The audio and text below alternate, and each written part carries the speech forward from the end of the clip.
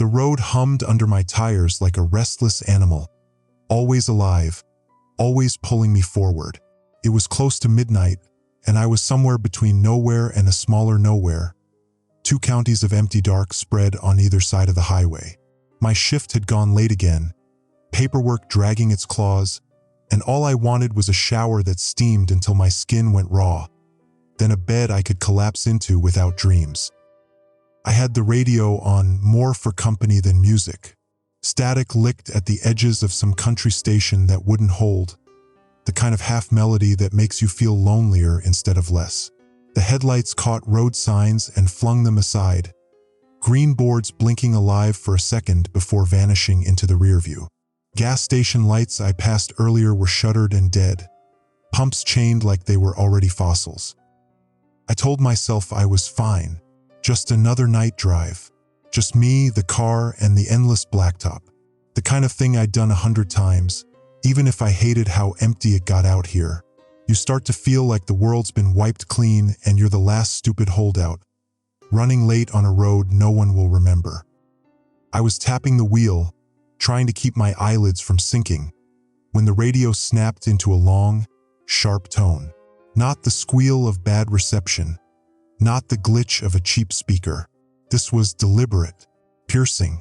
My teeth hurt just hearing it. The emergency alert system. I blinked at the dash, more annoyed than anything. Weather? Storm watch? Maybe a tornado warning, though the sky outside looked like spilled ink. Too calm, too starless for storms. Then the voice came. It wasn't the usual flat monotone you hear on tests. It was a voice too raw, too human, scraped thin by panic. A man's voice, strained to the edge of breaking. Lock your car doors. The sound filled the cabin, every syllable crackling like the wires were burning. I laughed. I actually laughed, sharp, stupid, nervous. Yeah, okay. What is this, a prank? The voice didn't stop.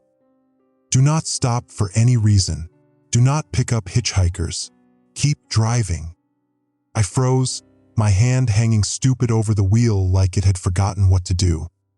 The alert tone cut back in, dragging the air tight, then silence swallowed everything. Only the hum of tires and the rattle of my own pulse stayed. I let out a breath I hadn't realized I'd locked inside me. My laugh sounded like someone else's, cracked and hollow. Jesus, some pirate station, I muttered. People did hack signals sometimes, didn't they? At least I'd heard stories. A bunch of nerds with too much time and a taste for scaring night drivers. Still, without even thinking, I hit the lock button.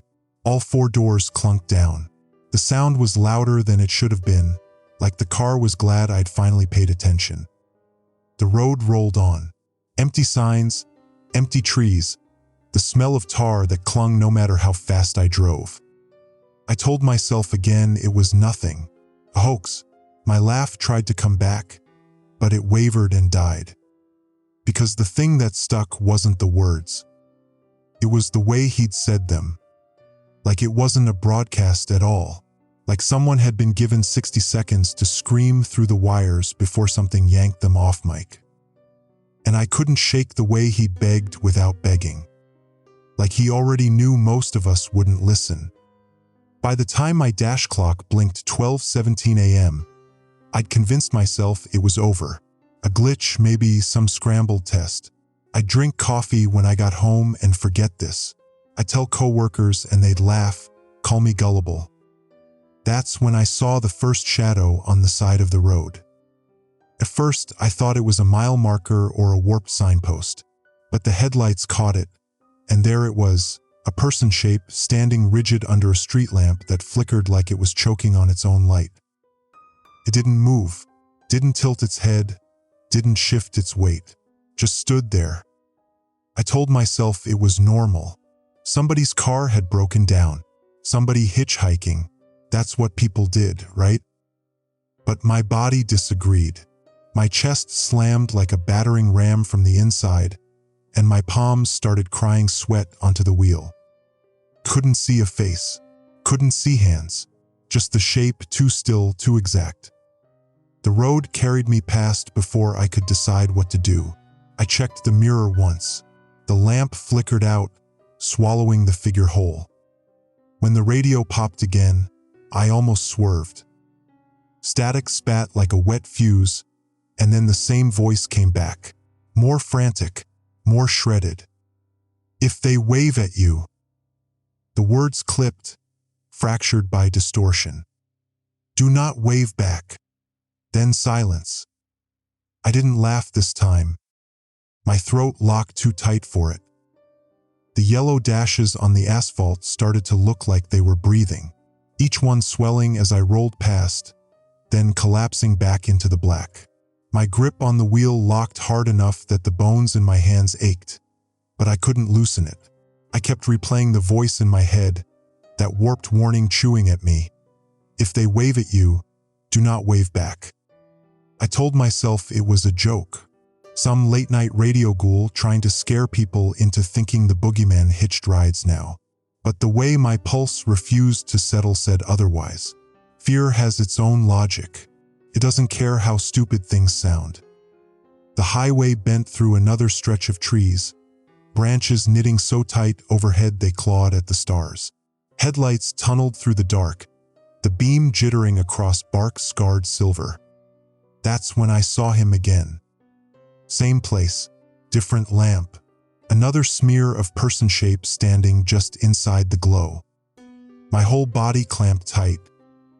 The figure didn't move, but the way it leaned, just barely, made my stomach twist like someone had reached in and wrung it.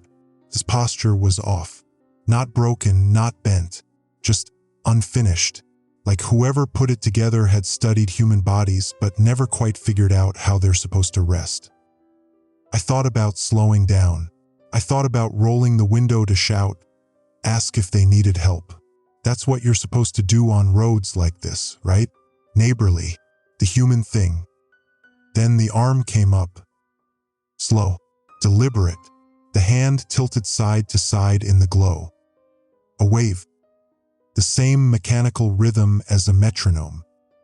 My breath shattered in my throat. The wheel twitched like it wanted to follow my panic, but I locked it steady. My knees folded inward against the dash like cheap metal chairs under weight. Don't, I whispered. My voice was a split thread, fraying in the cabin. Don't wave. Don't even. The figure's head cocked, a smear of shape against the light. No features, no outline clear enough for a face, but I felt the weight of its attention, like standing in front of an open furnace, all heat and pressure pressing inward. I drove past, forcing my eyes forward. I didn't check the mirror this time, but the silence that filled the car wasn't empty. It was thick, waiting. The radio buzzed back to life, static scratching like claws on glass. This time, the voice sounded shredded down to its wires. You did good. I nearly drove into the guardrail. The voice had answered me. It wasn't some looped alert. It had heard me. Keep driving. Don't trust them. Don't stop. My throat sealed. I wanted to scream, wanted to demand who the hell was speaking, but the words clogged behind my teeth, because some part of me already knew I wouldn't get an answer I wanted. I turned the volume down to nothing, but the voice still rang inside my skull. And worse, the road was no longer empty. Shapes stood scattered down the shoulder now. 3, then 5, then more, all perfectly spaced, like they'd been measured out with chalk lines. Each one leaning in the wrong ways, their joints too sharp, their spines too soft. Every time the headlights touched them, they froze tighter, hands limp at their sides, shadows stretching long. But when the dark swallowed them again, I swore I saw them move. That sick puppet jerk kind of motion, limbs dragged on invisible strings. I gripped the wheel so tight my fingernails dug trenches into the leather. Keep driving, I whispered. Keep driving, keep driving. My phone buzzed in the cup holder. I nearly jumped out of my skin. The screen lit up with a notification. Not a call, not a text. Emergency alert. It was the same message from the radio, word for word. Only this time, the letters crawled across the screen like they'd been written by hand. Lock your car doors. Do not stop. Do not pick up hitchhikers. If they wave at you, do not wave back. The buzzing didn't stop. It vibrated steady, pulsing against the plastic like a heartbeat out of sync with mine. And I realized something that froze me worse than anything else that night. The car doors had already been locked since the first alert. But the phone screen flashed another line under the rest. Check them again. I pressed the lock button again. All 4 doors thunked down a second time, heavy, final, like a judge's gavel. My chest stayed tight. The phone's glow burned pale against the console, and the words still glared at me. Check them again. I did, twice. My fingers shook with every click, but the locks held. Fine, I muttered, though my voice cracked into a whisper. You win. They're locked. The road unfurled ahead, but I couldn't shake the feeling it wasn't really leading anywhere anymore. Just endless blacktop coiled around me like a loop, with only those figures planted in the margins as proof the world still existed. The radio hissed alive again. This time, no tone, just the voice. Spoke slower now, deliberate, like it was reading rules off a card. Lock your doors immediately. Do not stop for flashing lights. Do not pick up hitchhikers. If something is in the back seat, do not acknowledge it. My lungs folded inward. The wheel twitched as my knuckles whitened around it. I couldn't help glancing in the rear view. Empty seats, leather cracked, nothing but shadows. But my heart sprinted anyway, because if the warning had a rule for it, then that meant someone at some point had broken it.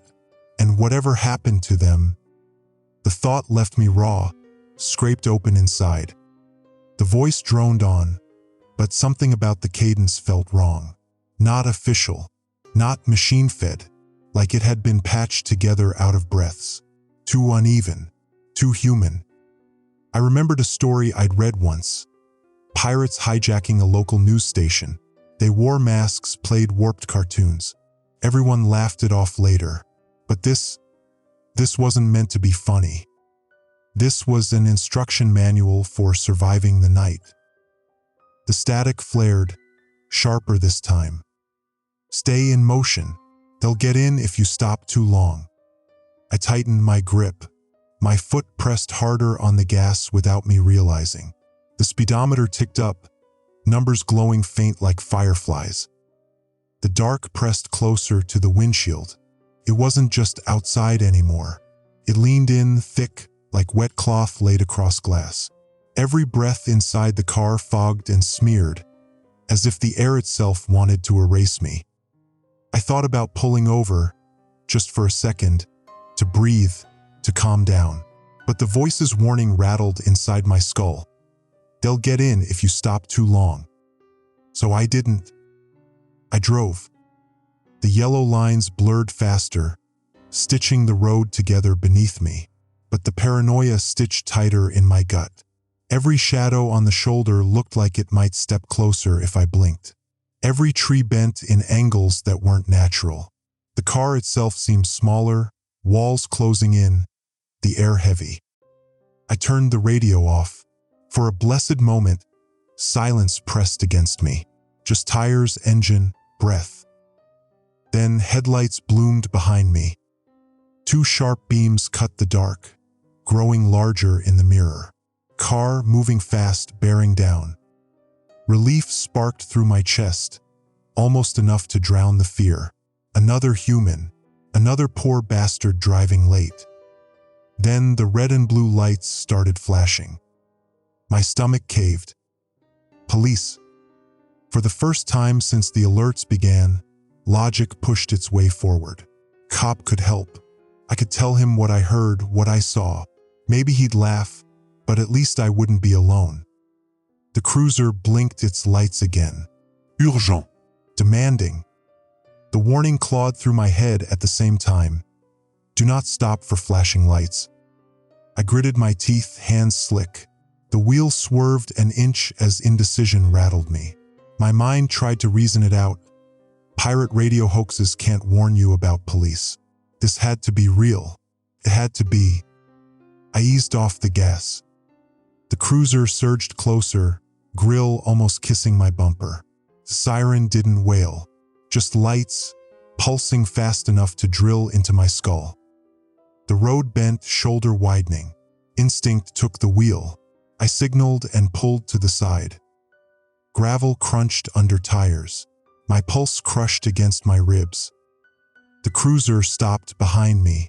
Doors stayed shut for a long, breathless second. Then, finally, the driver's door opened. The officer stepped out. And immediately I knew I'd broken a rule. The officer stepped into the headlights, and everything in me went cold. At first glance, the uniform looked right. Dark fabric, reflective patches, the square shoulders of someone in charge. But the way he moved, it wasn't walking. Not really.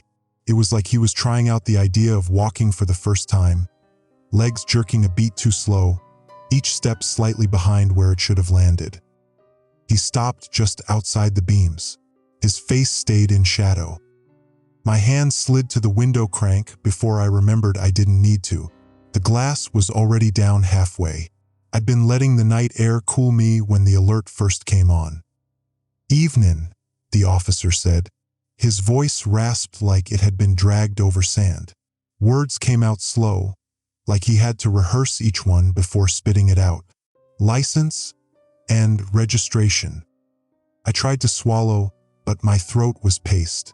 "What's the problem, officer?" The figure tilted its head. Too sharp, too sudden, like the hinge of its neck had been oiled wrong. "Problem?" The voice echoed. Said the word again, softer, like testing it. "Prob-lem." Every alarm bell in me was screaming now. I could still feel the phantom buzz of the alert crawling under my skin. "Do not stop for flashing lights." The figure leaned forward. That's when I saw its face. Not in full, just enough. Its eyes caught my headlights, but they didn't reflect like human eyes. They swallowed the light whole, glossy and black, like two wet stones pressed too deep into flesh. Its mouth twitched wide, lips pulling back too far, exposing teeth that gleamed slick, too many. I snapped the window up with a squeal of the crank. My pulse crushed into my chest. "Sir," it croaked. The word dragged. "Step out of the vehicle." Every instinct begged me to listen, to comply. That's what you're supposed to do with police. You don't argue, you don't run. But this wasn't police. This was a mask of one. The figure leaned closer, pressing a hand to the glass. Its palm was too broad, fingers too long, bending slightly at the wrong joints like wire under skin. That broke me. My foot slammed the gas. Tires screamed, gravel spitting behind me. The car lurched forward, heart hammering as the speedometer clawed past 60, 70, 80. In the rear view, the cruiser's lights still flashed, but the figure wasn't running to catch up. It stood rooted in the beams, hands still outstretched, head tilted as if it was listening. The radio burst alive again. "You've been seen. Stay in motion." I nearly sobbed. The voice wasn't taunting me, it was warning me. I gripped the wheel hard enough to hurt, every muscle wired tight, vision swimming with adrenaline. My breath came in ragged gasps, tearing my throat raw. The road blurred, yellow lines snapping under me like an endless chain of firecrackers. Then, just when my pulse started to level, when I thought maybe I'd left it behind, something shifted in the corner of my eye. The back seat. A shape, slouched low, shoulders hunched, hands resting rubbery on its knees. I didn't turn, couldn't. The rule carved itself into me. If something is in the back seat, Do not acknowledge it. The air thickened. Heat gathering like a second body was breathing beside me. The smell of damp earth rolled up my nose, wet and rotting. I clenched my teeth until they hurt, staring straight ahead, refusing to move. My reflection in the rear view trembled, eyes wide, sweat cutting rivers down my temple. The figure shifted, a creak of vinyl, soft and deliberate. My throat closed. My chest slammed so hard it felt like the ribs might snap. I wanted to scream, to pray, to beg. Instead, I whispered through cracked lips, "Keep driving. Just keep driving." The radio hissed back, as if it heard me. Correct. I didn't dare check the mirror again. My eyes burned from holding forward, refusing to shift even a hair. The car's engine hummed beneath me, but all I could hear was the soft drag of weight against vinyl, the back seat groaning in time with every tiny movement. It was real, whatever had climbed in. Whether I'd let it by stopping or whether it had always been waiting, I couldn't tell. The rule repeated inside me like a pulse. Do not acknowledge it. Do not acknowledge it. My hands shook on the wheel. I tried to steady them, but the tremor ran all the way up my arms. Sweat slicked my palms, dripping down, making the leather feel alive under my grip. Every second stretched. I could hear it breathing. Not a clean inhale, not a whistle of lungs. Wet, uneven, like a straw sucking at the bottom of an empty cup, pulling at what wasn't there. My own breath betrayed me, hitching, ragged. I bit down on my lip until I tasted iron, anything to keep myself from turning. The trees outside blurred by in streaks, branches knitting so tight overhead they strangled the stars. The road seemed endless, every mile marker swallowed into black before I could catch the number. In the corner of my vision, the rear view gleamed. I wanted to tape it over, to smash it off the windshield. Every flicker of light in the mirror begged me to glance back. Don't. The voice of the alert was still in my head. It wasn't comforting, it felt like a command, cold and final. But I obeyed. The shape behind me shifted again, a soft squeal of leather, fingers dragging across the seat. I whispered without meaning to, words tumbling broken out of my throat. Stay forward. Just stay forward. The air stank now. Damp earth, mildew, something animal that had been left wet too long. My stomach twisted, wrung out like a rag. I couldn't tell if it was leaning closer or if my brain just wanted it to be. My skin prickled like tiny sparks were dancing over it, each nerve on fire. Another sound, a low, wet chuckle. Not loud, almost not there, but it vibrated in my spine. My grip snapped tighter. I wanted to slam the brakes, fling myself out, but the rules clamped me still. If I looked, if I acknowledged it, then what? Pictured teeth. Too many of them.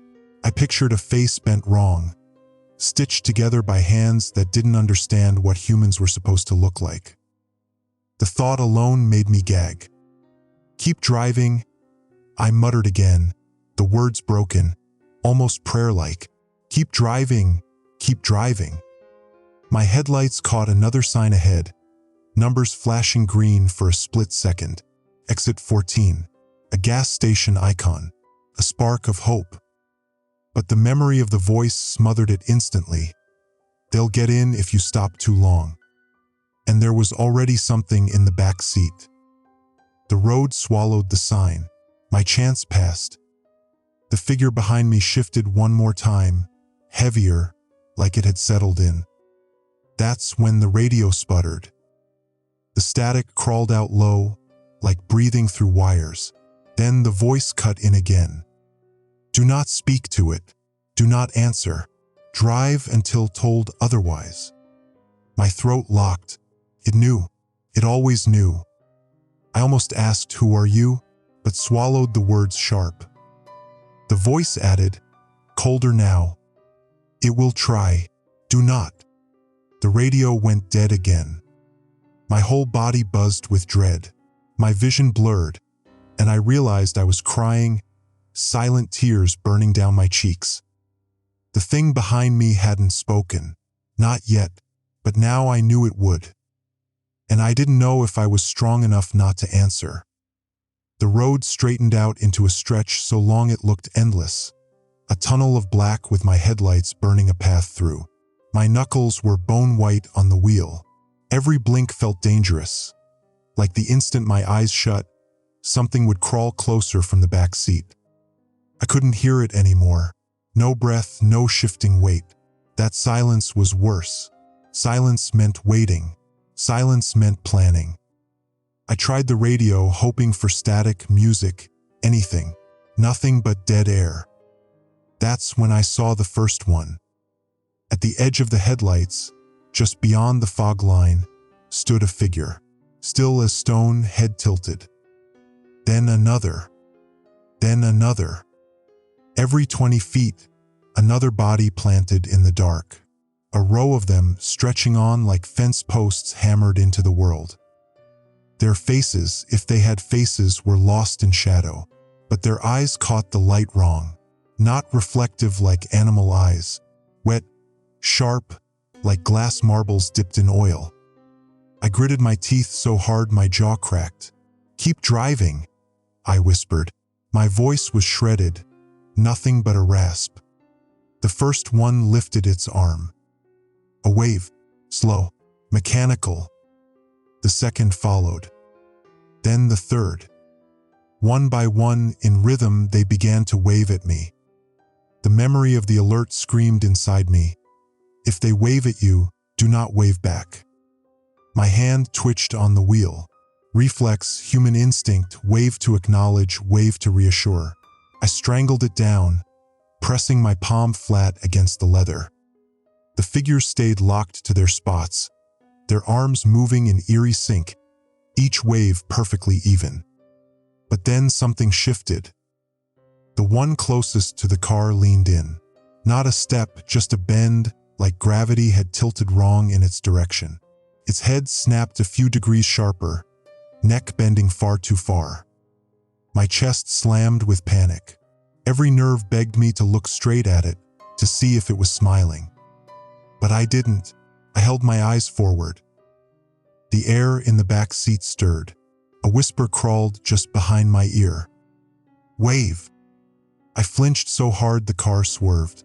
Tires screeched against the rumble strip, the wheel jerking under my grip.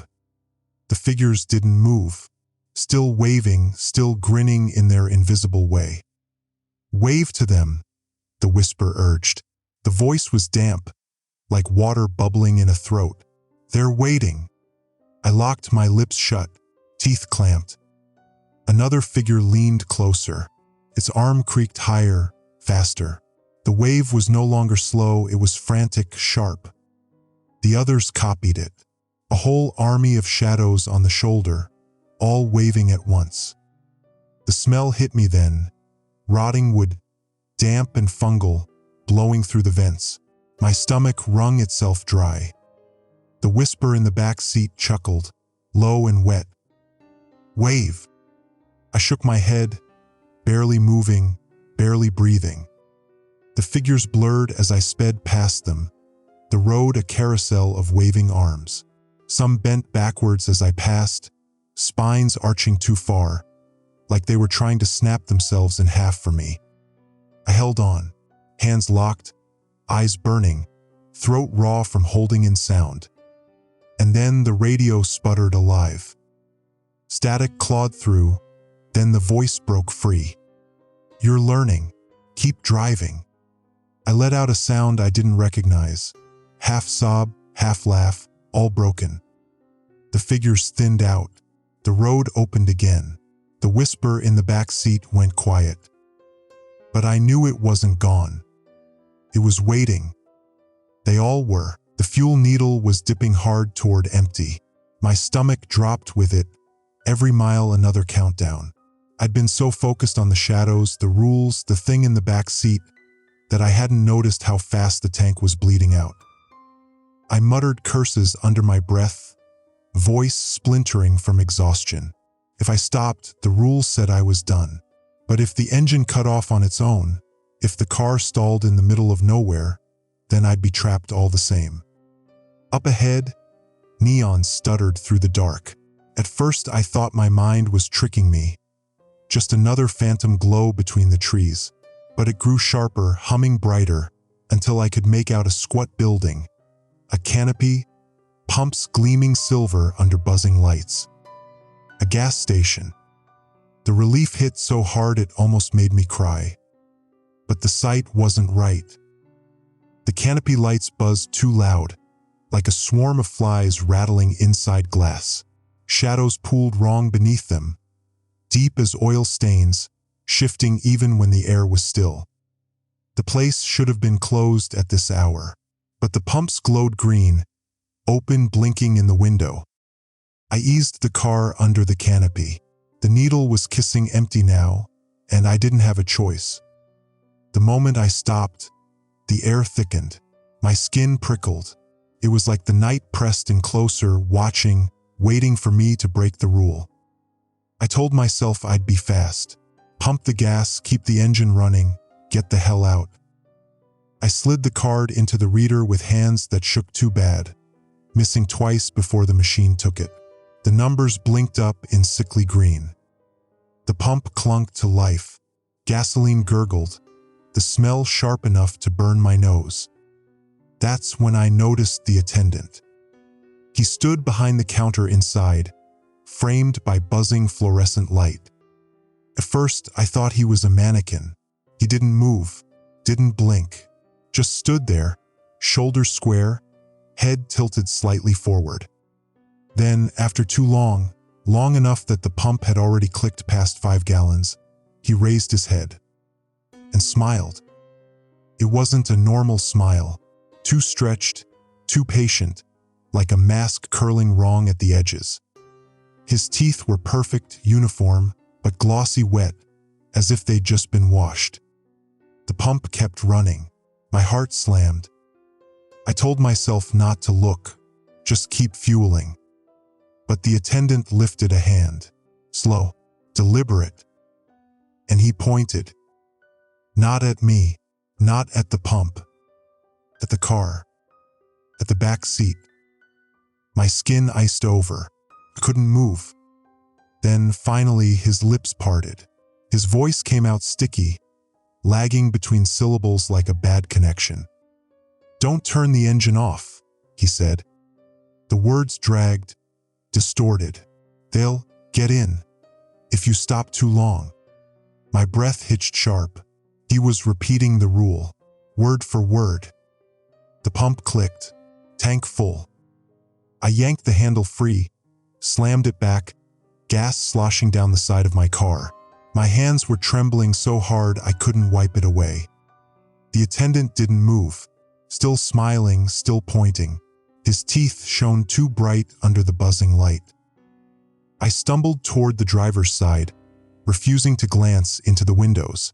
The thought of seeing a reflection, a face where mine should be, it made my knees want to fold. I slid into the seat, slammed the locks down again, and shifted into drive.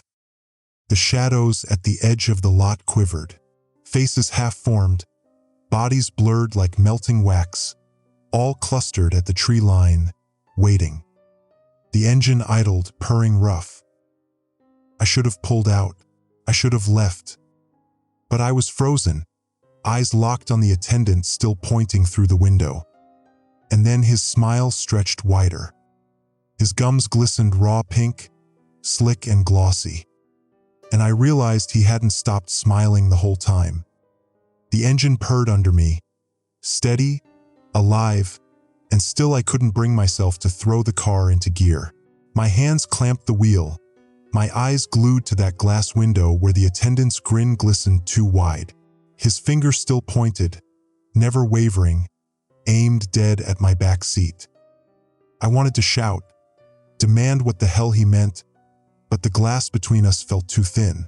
If I opened my mouth, I swore the words would crawl through and hook themselves inside me.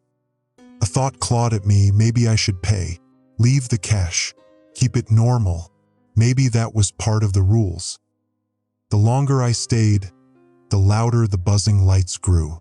Their hum pressed against my skull like a migraine blooming. I dug into my pocket, pulled out a crumpled bill, and shoved the door open. The night air rushed in thick and sour. My shoes slapped the pavement. The sound was too loud, like someone else was following a half-step behind. I forced myself toward the glass door. Inside, the attendant hadn't moved. Not a blink, not a shift. Just that smile, just that pointing finger. I reached out, stopped an inch short of the door handle. Because the glass reflected me. And in the reflection, my mouth was already smiling. Wide, too wide, my gums glossy pink, my teeth perfect and wet. I staggered back, while burning my throat. My reflection didn't stagger.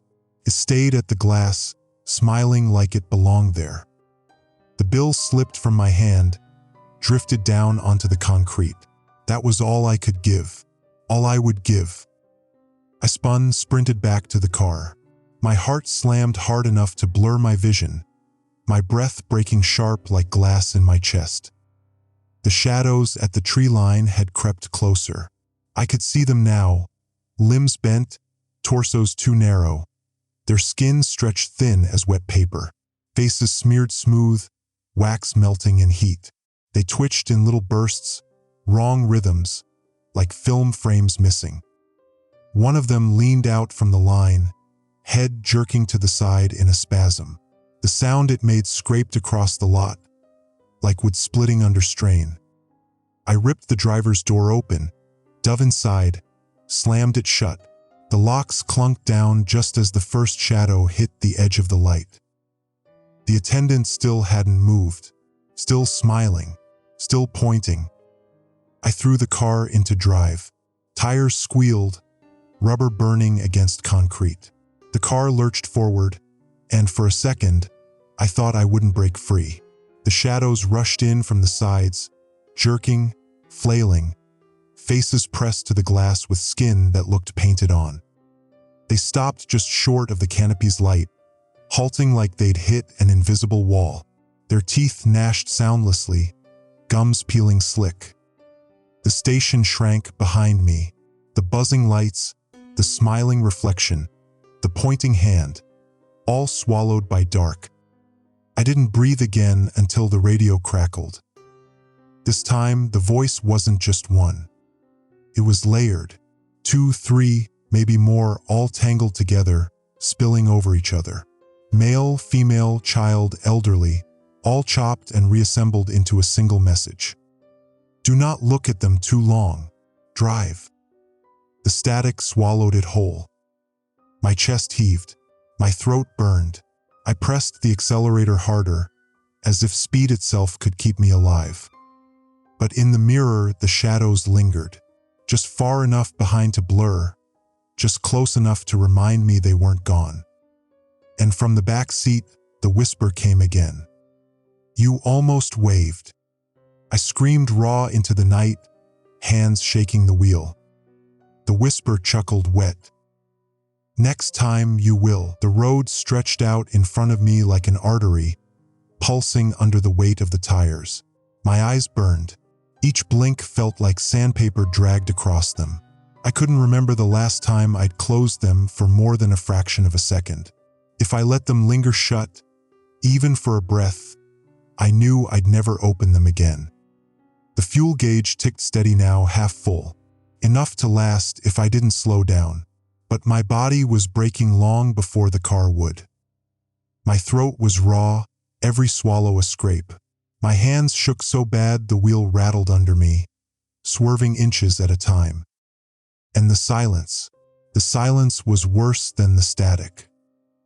No voice on the radio, no whisper from the back seat, just the emptiness pressing in from all sides, heavy and thick, like being buried alive with the engine as my only air supply.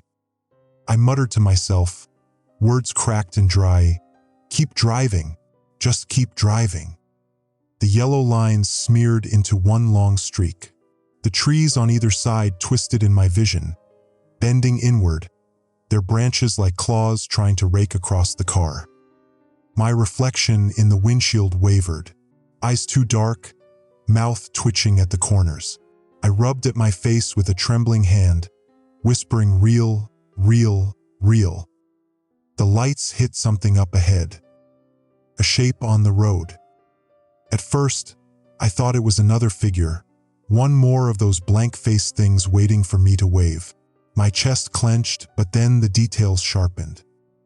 A woman, standing dead center of the lane, hair loose around her shoulders. I slammed the brakes before my brain caught up, tires screaming. My heart folded inward, my lungs locked. Because I knew her.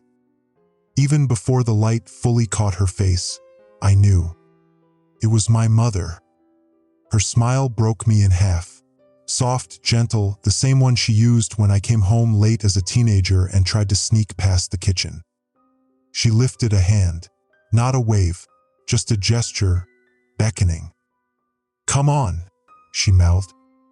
The world tilted sideways. My mouth worked, but no sound came. She stepped closer, bare feet silent on the asphalt. Her nightgown shimmered white in the headlights, too clean for this road, too clean for this hour. I slammed the locks again, every clunk a gunshot in my ears. My chest rattled with broken sobs. She stopped just short of the hood, tilting her head. "Come on," she mouthed again. I remembered the voice, the warning, "Do not stop, do not pick up hitchhikers." But this wasn't a stranger, this was my mother. My mother had been dead for 3 years. The thought split me wide. My stomach wrung itself out while burning my throat. Her smile widened, stretching far past comfort.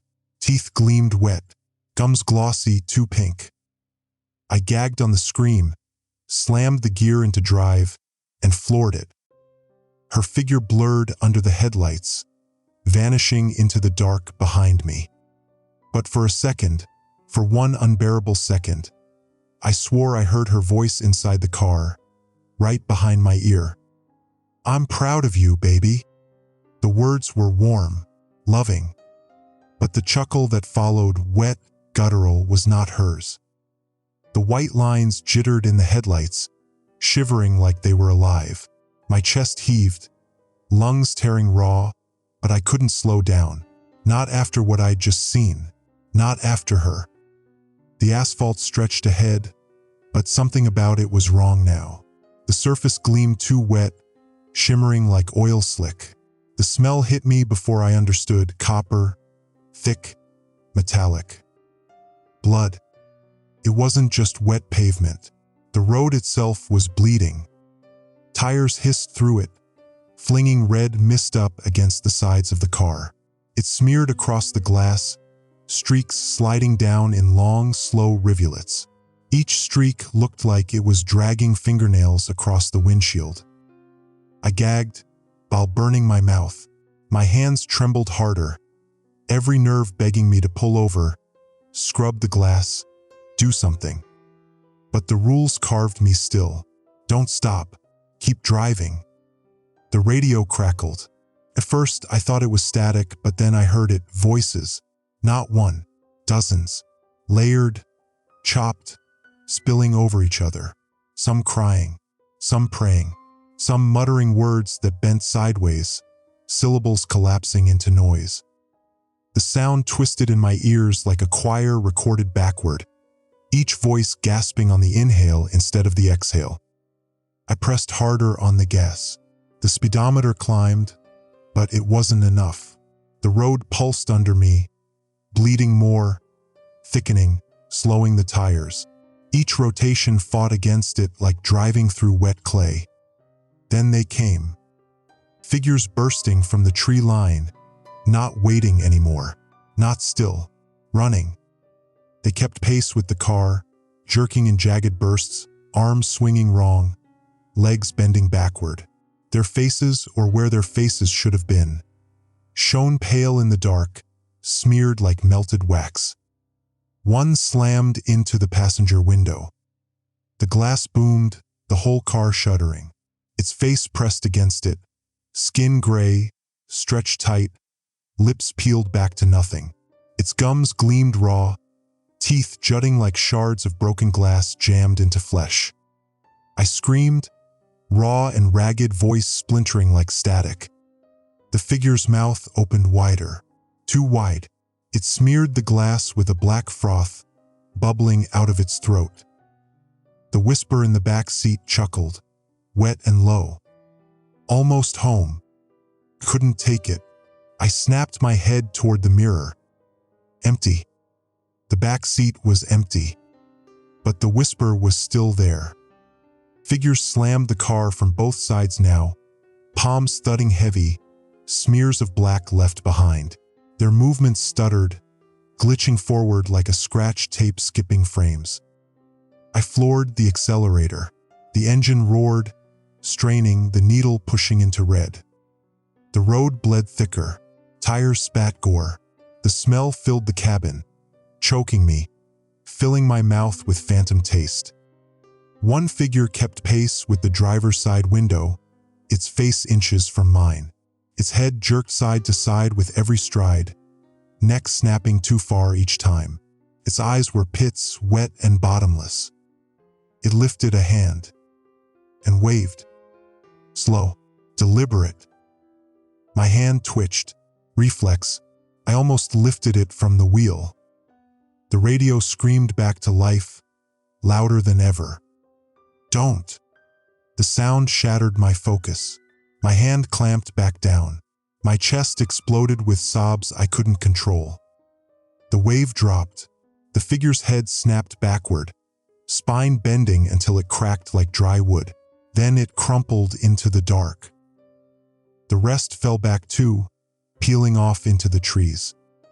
The road stretched empty again, though the bleeding hadn't stopped. I drove on, every nerve frayed, every thought shredded. And the whisper behind me sighed. You'll wave next time. The bleeding road dried as suddenly as it had begun. Asphalt stretched smooth again beneath my tires, the copper stench fading like it had been swallowed back into the dark. My breath rattled in my throat, shallow and sharp, but I didn't dare slow down. The speedometer hovered near 90. My hands were claws on the wheel. Every muscle in me screamed, but I couldn't let go. That's when the radio erupted. The static was different this time. Shriller, deeper, like a siren playing underwater. My teeth buzzed against each other, my ears filled with pressure. Then the voice came. Not layered, not broken, clear, cold, final. Last rule. If you make it to dawn, do not exit the vehicle until the sun fully rises. The words drilled straight into me, each syllable carved into my chest. I glanced at the horizon, and my stomach twisted. The sky was bruised purple now, streaks of pink bleeding through the black. Dawn was close, but close wasn't safe. I gritted my teeth, muttering like a prayer. Stay in the car, stay in the car, stay in the car. The road bent through another patch of forest, trees looming, shadows deep. My headlights wavered over trunks scarred with marks. Scratches, gouges, sigils burned black into the bark. Then something slammed into the roof. The whole car bucked. My scream tore out raw. Another slam, louder, heavy. The metal groaned above me. Figures dropped from the trees. They hit the roof, the trunk, the hood.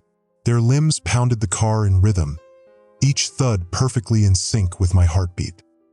My vision blurred, my chest crushed. The windshield cracked under the weight of one that slammed against it, face pressing close. Its skin peeled in strips, gray meat glistening beneath. Its mouth gaped, gums shredded, teeth jamming against glass. I floored the accelerator, engine roaring, tires screaming as they fought to keep grip. The pounding didn't stop. Hands slapped the windows, long fingers dragging down, leaving streaks that shimmered like oil. Nails scraped, shrieking high against glass. The roof dented inward. The metal creaked like it would collapse. Couldn't breathe. Couldn't think.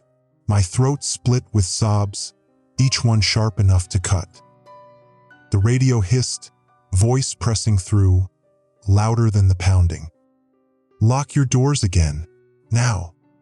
My hand fumbled for the switch, slammed it down. The locks clunked hard. Something on the roof screeched in reply, claws tearing across metal. My body begged to give out. My eyes burned, lids drooping heavy. The world tilted, my focus slipping. "No, no, no," I rasped. My voice sounded broken, not mine. The figures outside screamed then. Not words, a sound like air forced through broken pipes, shrill, wet, endless. Their pounding grew faster, each blow rattling the frame, shaking me in my seat. The horizon glowed faint now, the first hints of light. But not enough. The voice on the radio came again, sharp, demanding. "Do not exit. Do not sleep. Hold until sun." I slapped myself across the face, desperate to stay awake. The sting barely registered. My vision swam anyway, colors bending wrong. The whisper rose behind me, close, intimate. "You can rest now, just a little. We'll keep you safe." I shook my head, tears burning down. "Shut up. Shut up." The whisper chuckled, wet, soothing. "Your eyes are so heavy. Close them, just for a second." The pounding grew harder, each hit snapping me back, each slam threatening to split the car open. The sky blushed brighter. Dawn was coming. If I could just hold on. Just hold. The pounding didn't stop until the horizon split open. At first it was just a smear of pale light, bleeding through the trees. But the moment it touched the glass, the rhythm outside faltered. The hands on the windows twitched, stuttered, then snapped back like broken marionettes. One by one, the figures peeled away. Their bodies jerked backward into the trees, melting into shadow. The roof groaned with relief as the weight lifted. I didn't breathe, couldn't. I sat rigid, knuckles white on the wheel, waiting for the next slam. None came. The forest was quiet again, too quiet. I forced my eyes forward. The road stretched empty, pale light spilling over it like a promise. But the voice on the radio hadn't lied. The sun wasn't fully risen yet. So I waited. Every second was agony. My eyes clawed for rest, lids dragging like lead weights. My head bobbed forward, jerking back, over and over. The whisper pressed against my ear. "It's safe now. You can step out. Stretch your legs. Just for a minute." I clenched my teeth so hard my jaw ached. "No." The whisper giggled, wet and cruel. "Your mother's waiting just outside. She wants to see you." I didn't look, couldn't. The light thickened, stretching across the road. Shadows retreated into the tree line, dissolving. The sky burned orange, purple bruises fading into blue. Finally, the sun lifted itself over the horizon. The voice on the radio returned, thin but steady. "Now you may rest." The static swallowed it, leaving silence. My body collapsed forward, forehead pressing into the wheel. My breath came in ragged sobs, shoulders shaking. I'd survived. But survival didn't feel like victory. When I finally lifted my head, the windshield was streaked with dried black smears. The roof dented, glass spiderwebbed. Proof that it hadn't been a dream. Proof that the night had really tried to split me open. I wanted to drive home, shower until my skin peeled, bury this night where it couldn't find me. But when I reached for my phone, I froze. A new alert glowed across the screen. Emergency alert. Letters crawling, jittering, as if written by a hand shaking too fast. Next night begins soon. Stay in your car. Lock your doors. My stomach folded in on itself.